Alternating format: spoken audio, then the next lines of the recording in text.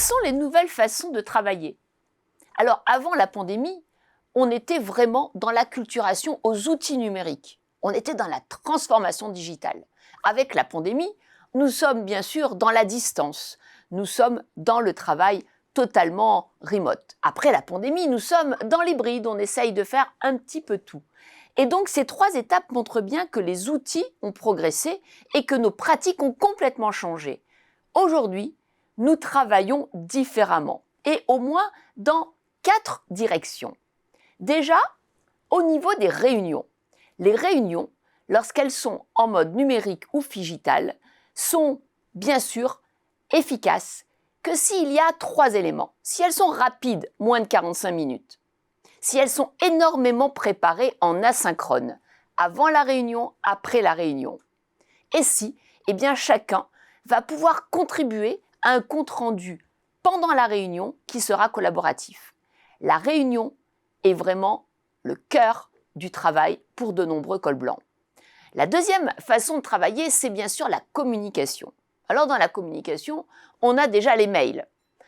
Moins vous répondrez aux mails et plus vous serez efficace. Pourquoi ? Parce qu'en fait, il y a bien d'autres canaux.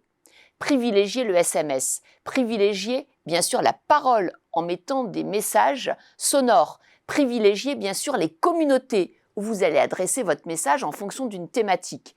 Les mails sont souvent là simplement pour donner de l'information et non pas pour faire un acte de travail.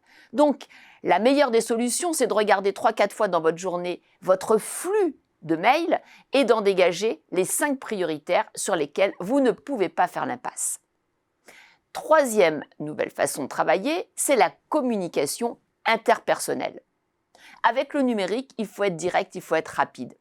Dans les communautés, également, il va falloir être extrêmement précis et apporter une valeur ajoutée. La communication que l'on avait avant de façon informelle, où on pouvait glisser des petits mots, faire de l'humour, etc., est de plus en plus difficile en mode hybride et en mode digital. Aussi, il est important de former vos collaborateurs à la communication non violente, à, bien entendu, ce magnifique ouvrage de Rosenberg qui s'appelle « Les mots sont des fenêtres » et qui nous explique qu'en fait, savoir communiquer, quelle que soit la dimension numérique, digitale, virtuelle ou bien sûr présentielle, c'est un acte de travail fondateur. Aussi, revenir sur les basiques de la communication non violente est, d'après moi, une excellente initiative. Pour terminer, après bien sûr la communication, les mails, les réunions, il est très important dans son quotidien de se garder des espaces pour développer son énergie.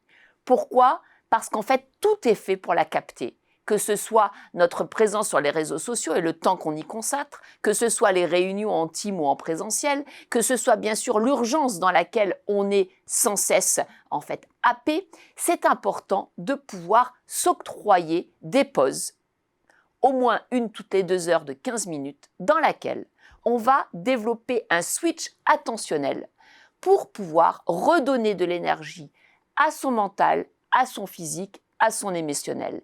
Et ça, très souvent, on le met en pause ou on l'occulte parce qu'en fait, on pense que ce n'est pas important. Et pourtant, c'est notre plus grand levier pour rester dans la joie et dans l'efficacité.